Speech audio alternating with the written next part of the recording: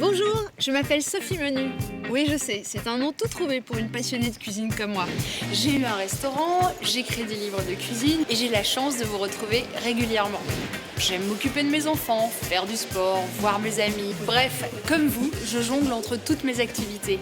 Mais une chose que jamais je ne néglige, c'est préparer des bons petits plats équilibrés. Parce que, pour moi, la cuisine, ça embellit la vie.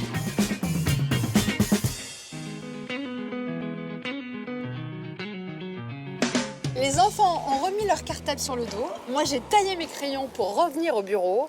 Et c'est promis, cette année, on est encore plein de bonnes résolutions. J'arrête le saucisson, les olives et le pastis des apéros de l'été. Et je prépare un menu équilibré qui ne sera pas une punition.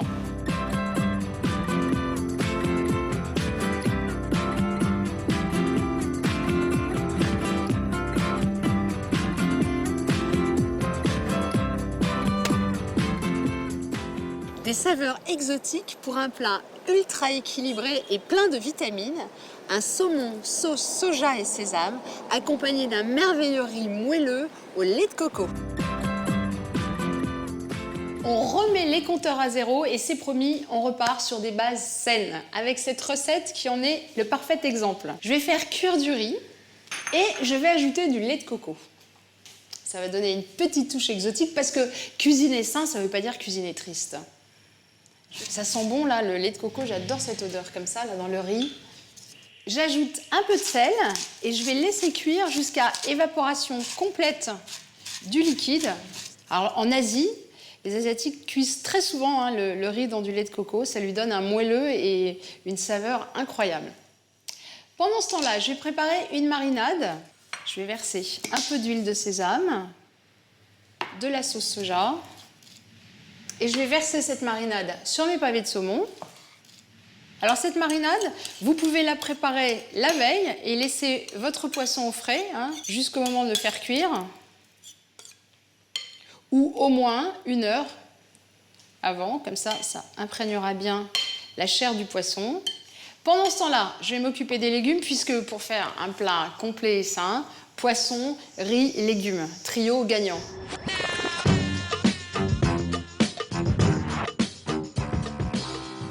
Je vais émincer mes légumes. Alors je vais d'abord émincer mon oignon d'ailleurs et ensuite je couperai courgettes et carottes en fins rubans. Alors j'ai choisi des oignons rouges. Les oignons rouges, ce sont des oignons qui sont moins forts que les oignons blancs et je trouve qu'ils donnent une belle couleur aux recettes. Alors ces légumes, je ne vais pas les faire revenir longtemps parce que je voudrais qu'ils restent croquants.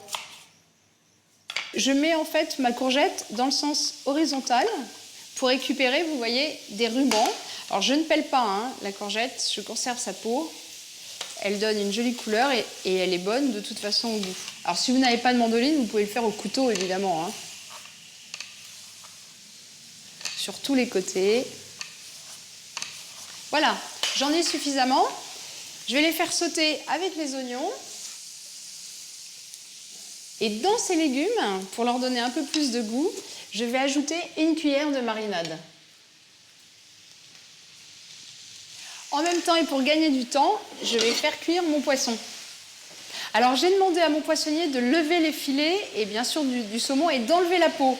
Ça c'est comme vous voulez, vous pouvez conserver également la peau. Et à ce moment-là, elle protège un peu d'ailleurs le poisson en cuisant. Il y a beaucoup de gens qui aiment la peau du saumon et qui la mangent, donc faites comme vous le souhaitez.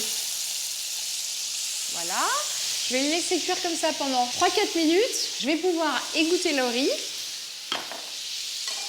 Alors, inutile de rajouter quoi que ce soit. Les légumes sont cuits aussi, ils sont encore bien croquants. Je vais maintenant verser le reste de la marinade sur le poisson. Et je vais encore attendre 1 minute. Le miel caramélise légèrement. Je vais pouvoir maintenant dresser ma préparation. Je vais déposer mes pavés de saumon. Alors je fais attention de ne pas les casser. Je vais les entourer de rubans de légumes. Enfin, je vais verser mon riz dans un joli plat de présentation. Je vais le saupoudrer avec de la noix de coco râpée. Enfin, je saupoudre avec quelques graines de sésame. Graines de sésame, c'est non seulement très bon, mais c'est aussi plein de vitamines. Voilà, c'est joli et on se croirait presque encore en vacances. Regardez comme c'est beau.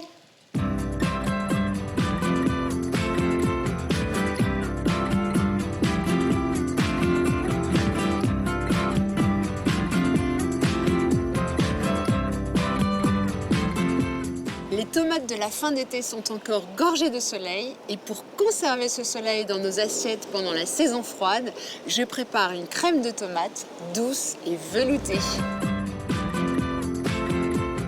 Alors je commence très fort et les enfants vont être ravis puisque je prépare une soupe. Vous imaginez les hurlements.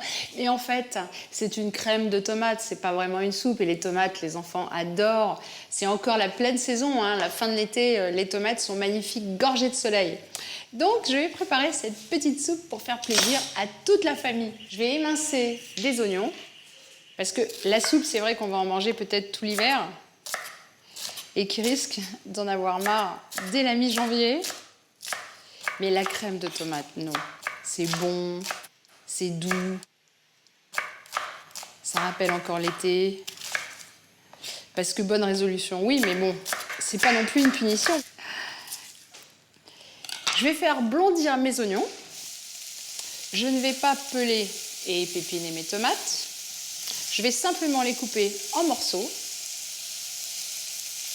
grossièrement, puisque de toute façon, ensuite, je vais les mixer. Je vais les ajouter dans ma casserole. Cette soupe, pour le moment, elle n'a rien de particulier, sauf que je vais lui ajouter ma petite touche personnelle, le jus d'une orange. Vous allez voir, c'est incroyable. D'abord, finalement, n'oubliez pas que la tomate, c'est un fruit, et orange et tomate, ça se marie super bien, ça va apporter de la douceur à cette soupe. Il faut vraiment que vous essayiez, hein. Je vais couvrir avec du bouillon de volaille. J'ai fait dissoudre un cube dans de l'eau très chaude. Et je vais ajouter un petit peu de basilic et un petit peu de thym. Alors vous savez, souvent quand on prépare des coulis de tomates, on les sucre légèrement pour adoucir le goût et enlever l'acidité. Là, évidemment, inutile de le faire hein, dans cette soupe puisque j'ai ajouté du jus d'orange. Et je vais laisser cuire 35 minutes. Ma crème de tomate est cuite, je vais pouvoir la mixer.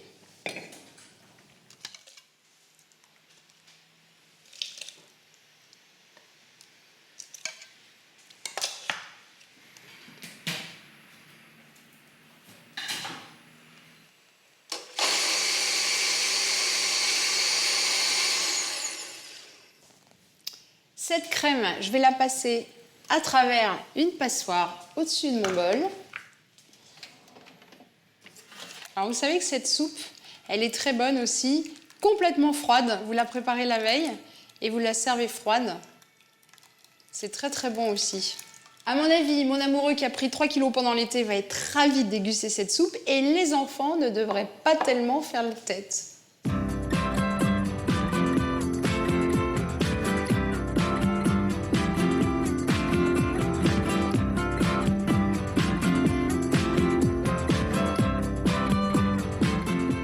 Quand je dis à mes enfants que je vais cuisiner sainement, je les rassure tout de suite en terminant en beauté ce repas avec un crumble aux poires et au chocolat terriblement addictif. C'est pas parce qu'on a plein de bonnes résolutions qu'on n'a pas le droit à un dessert. Je vais allumer mon four à 180 degrés. Je vais éplucher des poires. Alors ça commence à arriver sur les étals, les poires. Elles sont bien juteuses. Oui, parce que bonne résolution, manger sain, ça ne veut pas dire se priver de dessert. Et vous savez bien que manger, ça doit rester un plaisir. Je vais les couper en petits cubes. Alors rien ne vous empêche de les citronner un peu hein, si vous avez peur qu'elles noircissent. Moi, je ne vais pas forcément le faire parce que je vais les faire cuire dans l'instant. Je vais les saupoudrer avec un peu de sucre. Alors, je choisis du sucre de canne. Ça donne un super bon goût, bien parfumé et une jolie couleur ambrée à mes fruits. Et pendant ce temps-là, je vais préparer ma pâte à crumble.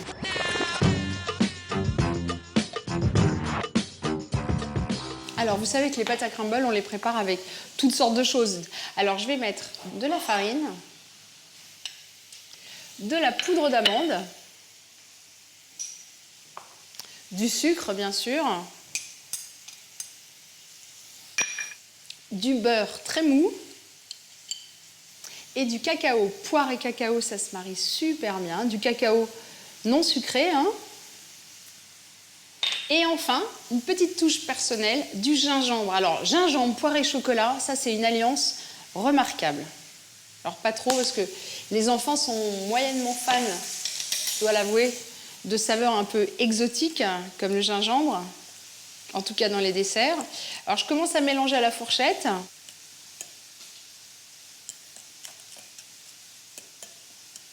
Je vais terminer avec mes doigts. Vous voyez, ce que je souhaite obtenir, ce sont des petites miettes comme ça, des petites miettes de pâte. Il ne faut surtout pas avoir une boule, hein. C'est vraiment une petite miette. Alors vous pouvez le préparer d'ailleurs en avance, le laisser à température ambiante ou même au frais et saupoudrer vos crumbles juste au moment de faire cuire. Alors ces poires, je vais les placer dans des petits moules individuels. Moi je trouve que c'est plus mignon de les présenter comme ça. Je vais beurrer mes moules. Voilà, pas trop, hein, c'est pas nécessaire. Je vais ajouter mes poires. Je vais les répartir dans les petits ramequins, dans les petits moules. Et enfin, je vais parsemer ma pâte à crumble par-dessus.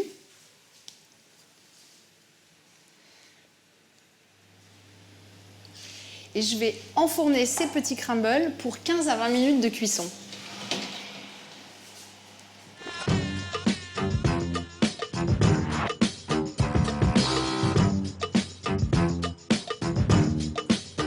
Mes crumbles ont cuit 20 minutes, ils sont dorés à souhait. Alors, moi j'aime bien les servir sur un petit sorbet, par exemple, un petit sorbet poire ou citron même. Je vais les poser sur le plan de travail.